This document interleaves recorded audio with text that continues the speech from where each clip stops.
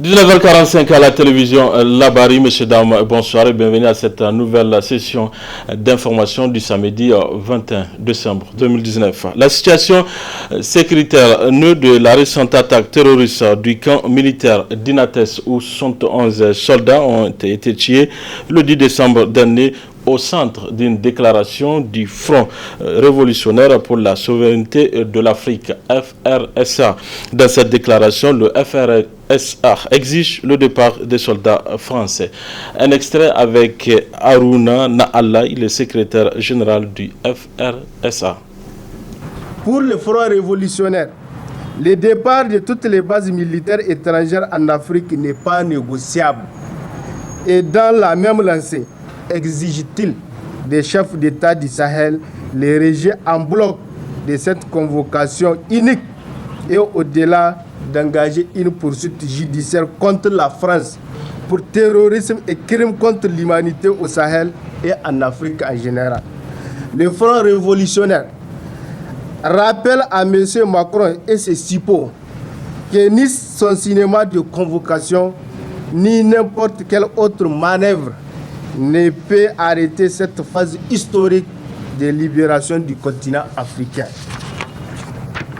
À cet effet, le Front révolutionnaire invite tous les mouvements panafricanistes à intensifier les dénonciations de la politique coloniale française en Afrique et les appelle à une unité d'action panafricaine pour faire échec au projet abject de recolonisation de l'Afrique porté par Macron avec la complicité des dirigeants renégats qui ont choisi la servitude à la souveraineté, la lâcheté au courage, le mépris à la place du salut de l'Afrique.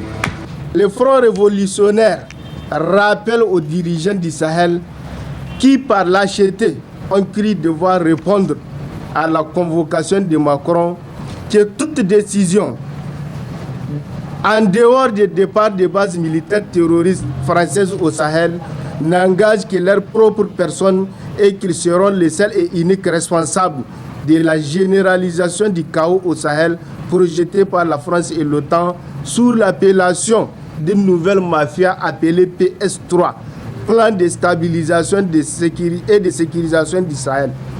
Le Front révolutionnaire exprime toutes ses condoléances aux familles des 71 militaires nigériens assassinés par la France à Inates le 10 décembre 2019 pour justifier la nécessité de son maintien au Sahel.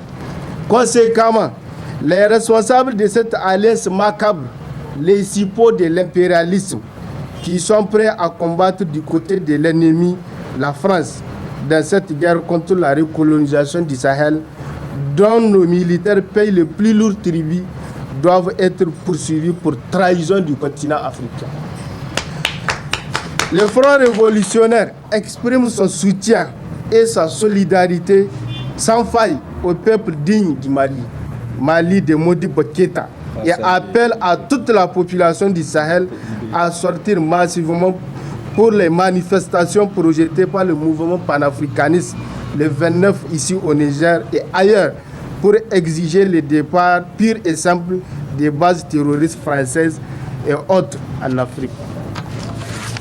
Par ailleurs, le Front révolutionnaire salue le courage et apporte tout son soutien à la grande panafricaniste révolutionnaire Nathalie Yamb, expulsée de la Côte d'Ivoire, dont le seul tort est d'avoir tenu un discours de vérité sur la situation réelle du continent africain à Russie à l'occasion du sommet Afrique-Russie. Le Front révolutionnaire a appris avec surprise l'arrivée en Côte d'Ivoire et ensuite au Niger, M. Macron, responsable du chaos au Sahel. À cet égard, le Front révolutionnaire appelle toutes les populations africaines à lui réserver un véritable sentiment anti-français ici en Afrique.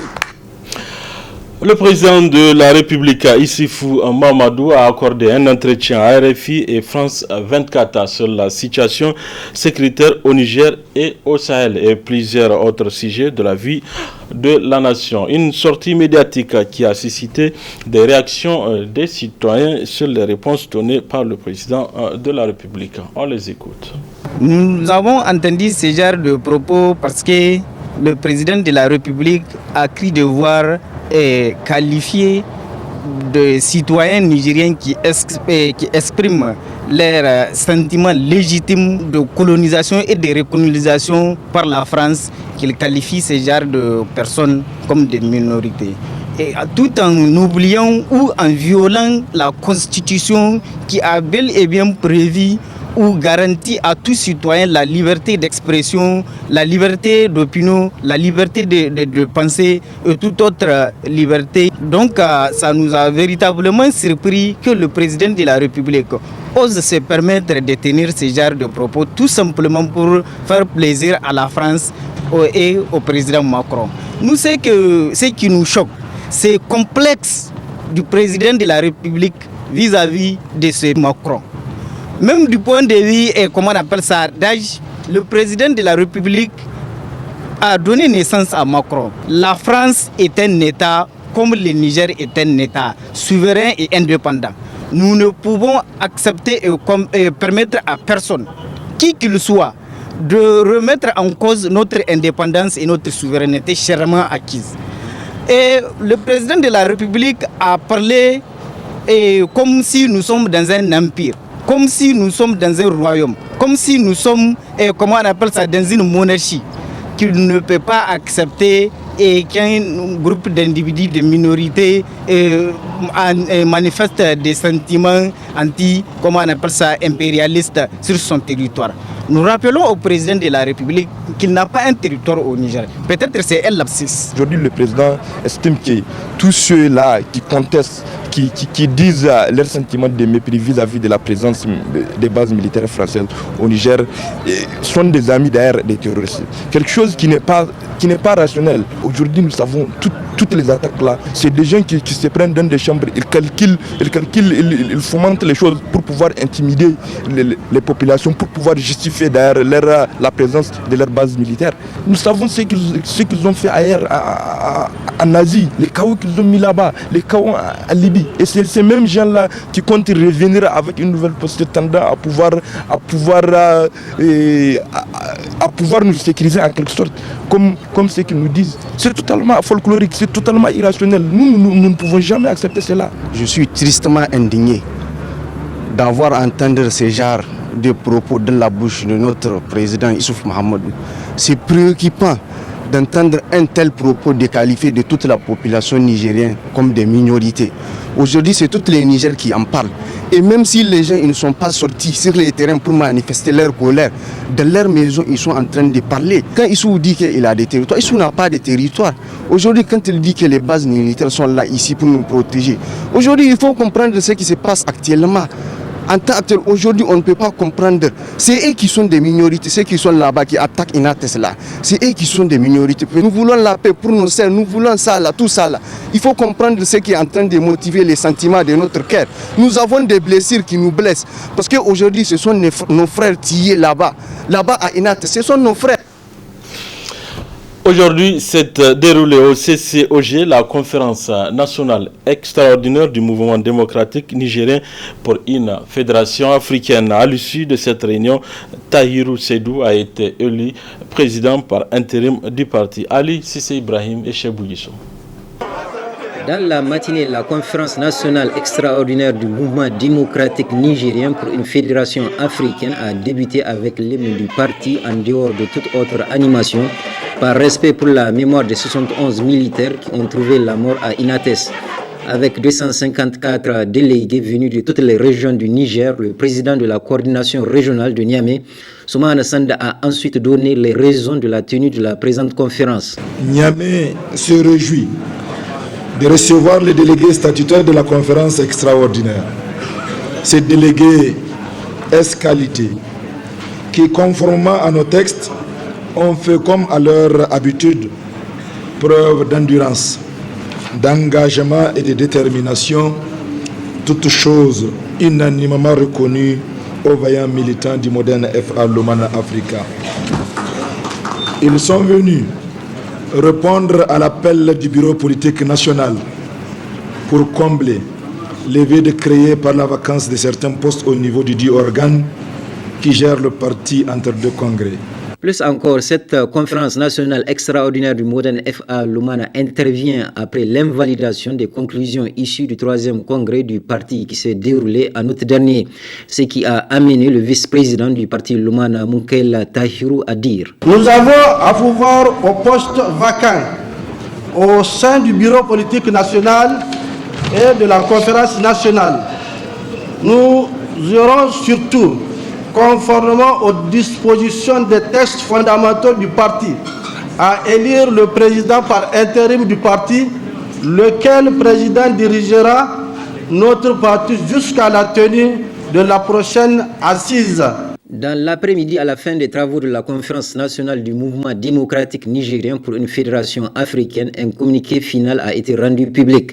Le professeur Ali Douma donne la teneur en ce qui concerne l'élection des membres du bureau et la situation socio-économique, politique et sécuritaire du pays. Sur rapport de la commission de candidature et de vérification de mandat, les participants ont pourvu au poste vacant des membres du bureau politique national et de la conférence nationale.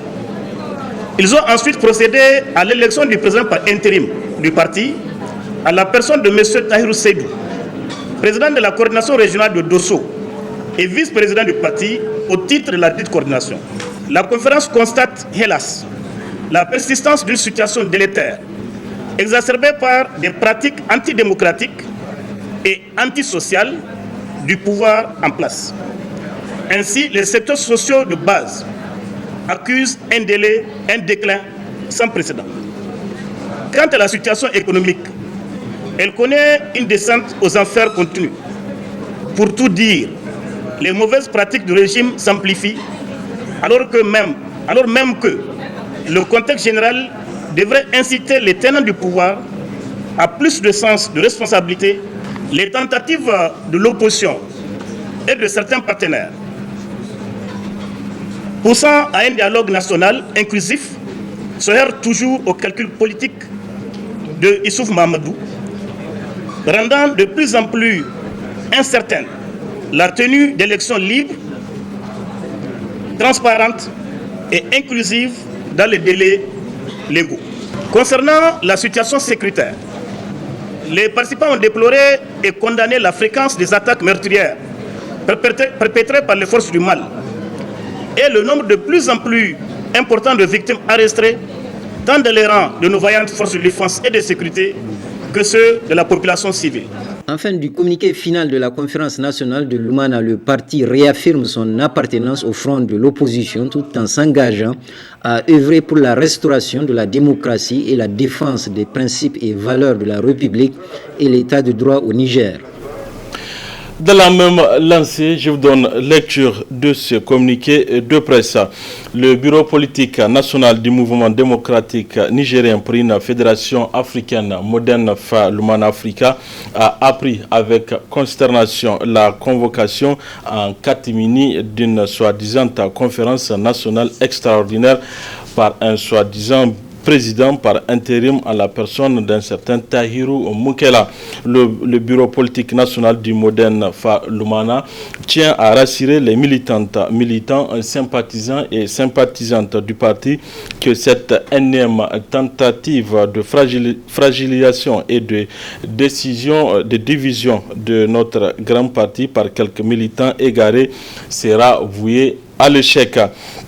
Monsieur Noma Oumarou, n'en déplaise aux ennemis et aux détracteurs de notre parti, reste et demeure le seul président du parti. La clarté et la lisibilité de nos textes fondamentaux ne souffrent d'aucune ambiguïté que pour les seuls militants qui ont fait le choix obstiné de s'inscrire dans une logique délibérée de violation de ces textes. Conformément à l'article 65 du règlement intérieur du parti la tenue de la réunion du vendredi 29 novembre 2019 à l'insu du président Noma Oumarou et qui a consacré l'élection d'un soi-disant président par intérim et la convocation d'une conférence nationale extraordinaire et illégale.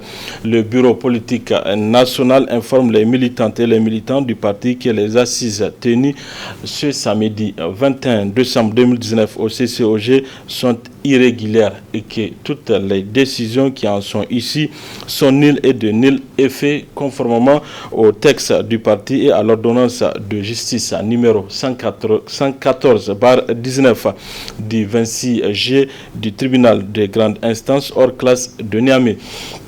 Monsieur Noma Oumarou, président par intérim et président du parti, est le seul qualifié à convoquer les assises d'une conférence congrès. Le bureau politique national du Modern Falumana renouvelle sa confiance à la justice de notre pays et invite toutes les militantes et les militants du parti à rester sereins et mobilisés. Le bureau politique national, dans l'attente du recours gracié introduit auprès du ministère en charge des partis politiques suite au 3e congrès ordinaire tenu le 4 août 2019 à Dosso, signé Noma Oumarou.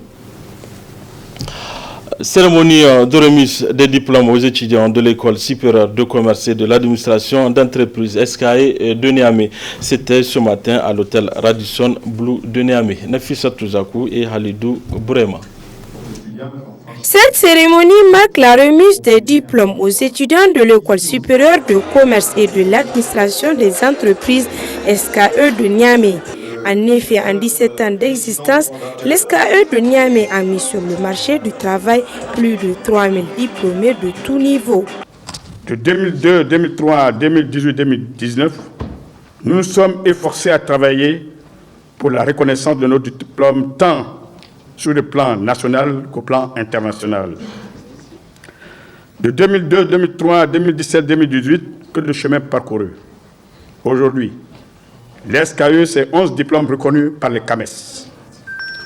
L'SKE, c'est 2 diplômes reconnus par l'État français. L'SKE, aujourd'hui, c'est des investissements de plus de 900 millions de francs CFA, avec 50 classes climatisées, d'une capacité de 50 étudiants chacune, 2 amphithéâtres, une salle de conférence, une cafétéria, une bibliothèque, un terrain omnisport et 5 bus de ramassage gratuit des étudiants. Quant au ministre de l'Enseignement supérieur, de la Recherche et de l'Innovation, il a dans son allocution salué les performances enregistrées par SKE de sa création à ce jour. Je voudrais simplement féliciter et saluer l'SKE pour les performances que je viens d'entendre. De 2002 à aujourd'hui, l'SKE a formé plus de 3000 diplômés qui sont aujourd'hui sur le marché du travail sur l'ensemble du territoire national et même certainement de la sous-région. Ce qui est à mon avis un exploit important et qu'il faut saluer. Cette remise des diplômes à la promotion 2017-2018 a été parrainée par le président de la Chambre de commerce, représenté par son vice-président qui n'a pas manqué de saluer le choix porté sur leur institution. Ça ne suivit la remise d'un double diplôme à 3 étudiants en comptabilité de gestion, diplôme français qui leur permettra d'être désormais des experts comptables stagiaires. Puis vient la remise des diplômes aux autres étudiants en fin de licence et master. La joie s'y lit sur les visages des récipiendaires. La réception de ce diplôme m'a arrivé à moi un sentiment euphorique, un sentiment que je ne peux expliquer, parce que de nos jours, avoir des diplômes est d'une importance capitale pour tout celui qui a des ambitions, voire même qui a envie de réaliser certains rêves. Je viens de recevoir mon diplôme de licence de sciences techniques comptables et financières de l'SKE et aussi mon diplôme de comptabilité de gestion de l'État français. Donc aujourd'hui c'est un grand jour pour moi et puisque c'est 3 années de travail acharné que je vois récompensé par ces 2 diplômes. Au cours de cette cérémonie de remise de diplôme, un agent administratif et un enseignant, tous de l'SKE, ont été distingués pour travail abattu dans l'encadrement des étudiants. Notons enfin que dans le même cadre, le promoteur de l'SKE, Victor Akessi, a octroyé du bourse d'études aux enfants des soldats tués à Inates le 10 décembre dernier.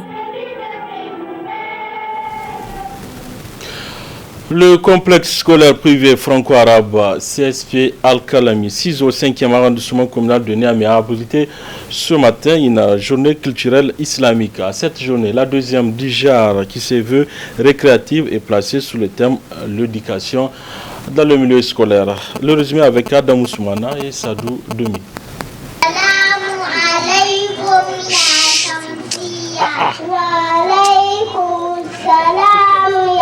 كيف أصبحت يا شمسية أصبحت بخير Regisseur Al-Kalami assinante avec l'autarcie toujours bien et facile. Par cette prestation, les apprenants de la Raouda du complexe scolaire privé Al-Kalami, qui veut littéralement dire la plume, prouvent à la face du monde qu'aux bien-nés, la valeur n'atteint point le nombre d'années. En effet, ce complexe franco-arabe ayant ouvert ses portes au cours de l'année académique 2018-2019, avec un effectif de 157 élèves, compte de nos jours pour sa deuxième année d'existence plus de 200 élèves, repartis entre la petite maternelle, la grande maternelle, le primaire et le collège.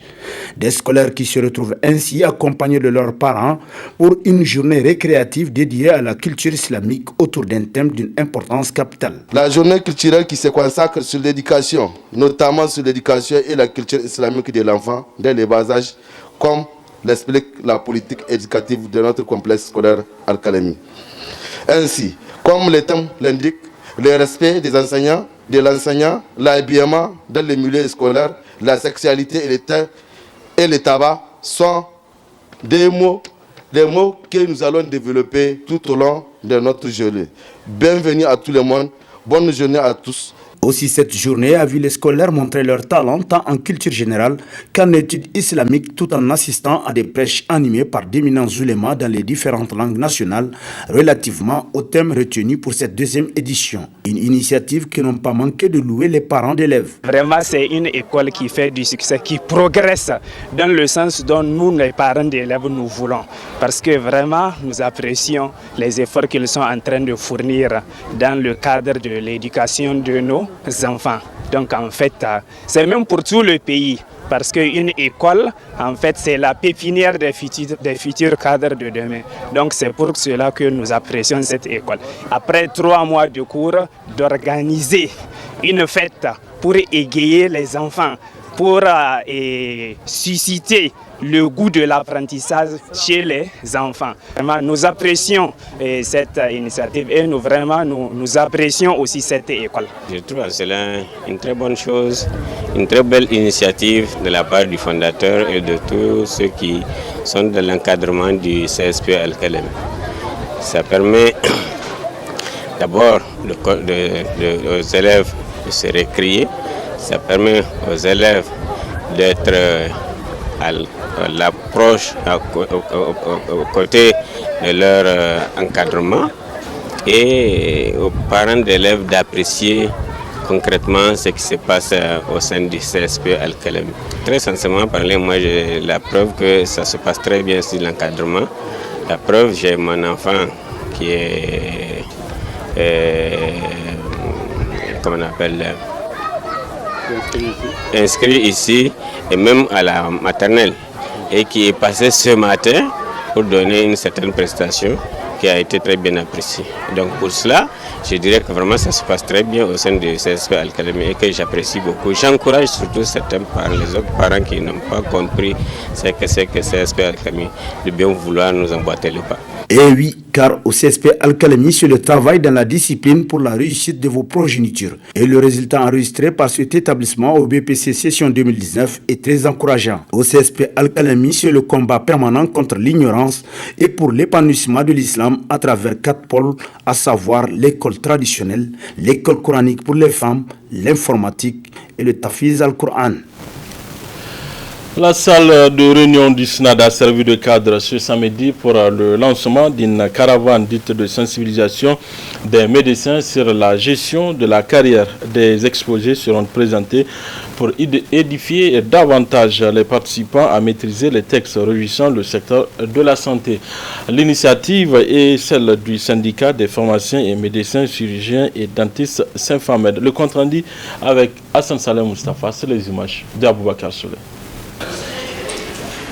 Sensibiliser les médecins nigériens sur la gestion rationnelle de la carrière des fonctionnaires, c'est la principale motivation du syndicat des pharmaciens, médecins et chirurgiens dentistes du Niger Saint-Famed d'initier cette caravane de sensibilisation. L'emploi, qu'il soit public ou privé, doit nécessiter des outils efficaces permettant de réguler les relations entre employés et employeurs.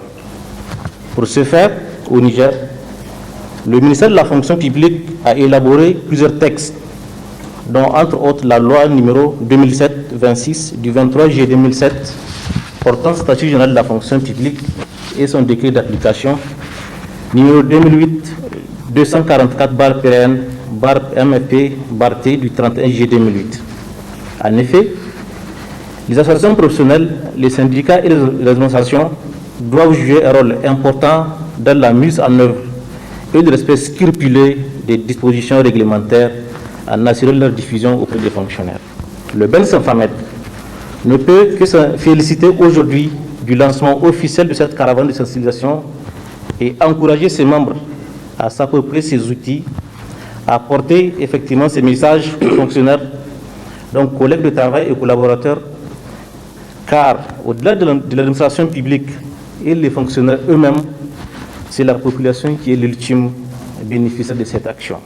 Cette caravane de sensibilisation sur la carrière du fonctionnaire, car du médecin, a été vivement saluée par le ministre de la Santé publique et sa détermination pour maîtriser les textes dans le souci d'améliorer le cadre du travail. Ne nous dicte pas de rester dans nos coins, attendre toujours que les problèmes surgissent pour appeler les syndicats pour les prendre en charge.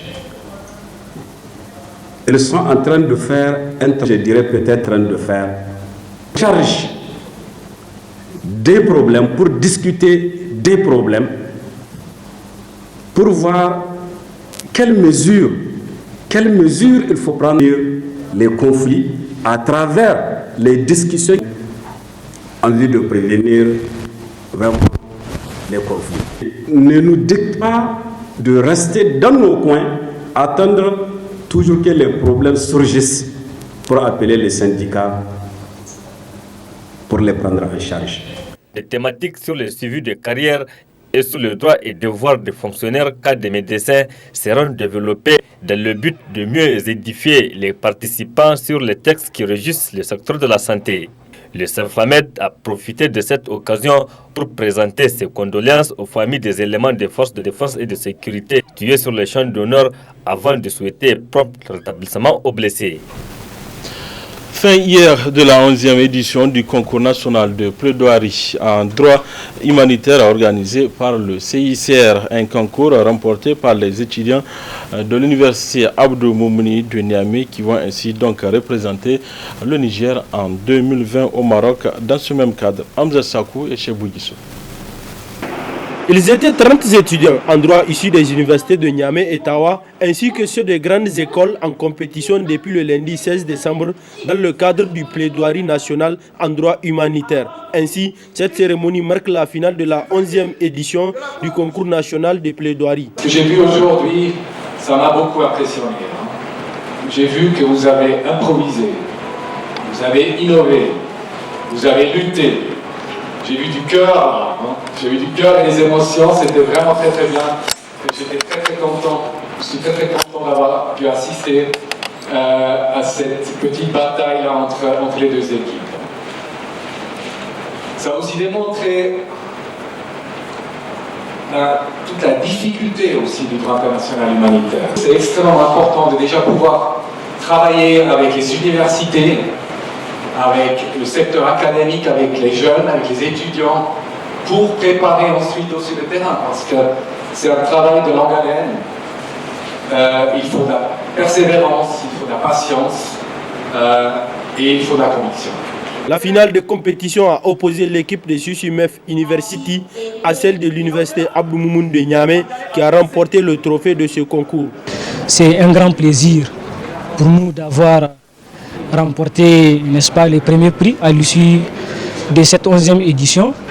Mais ceci étant dit, c'est le droit qui gagne, c'est le droit international humanitaire qui gagne et c'est le Niger tout entier qui gagne. Ce sont nos anciens, vraiment je les félicite et puis nous, j'espère qu'on va prendre la leçon et puis améliorer notre équipe, Inch'Allah. Et l'année prochaine, on va remporter le prix, Inch'Allah. Notons enfin que cette équipe vainqueur représentera le Niger au concours régional francophone de plaidoirie en droit international humanitaire qui se tiendra l'année prochaine à Tunis, dans la capitale tunisienne. Voilà, messieurs et dames, c'est tout pour ce 19h45 de la télévision Labari. Merci à vous de l'avoir suivi. Au revoir.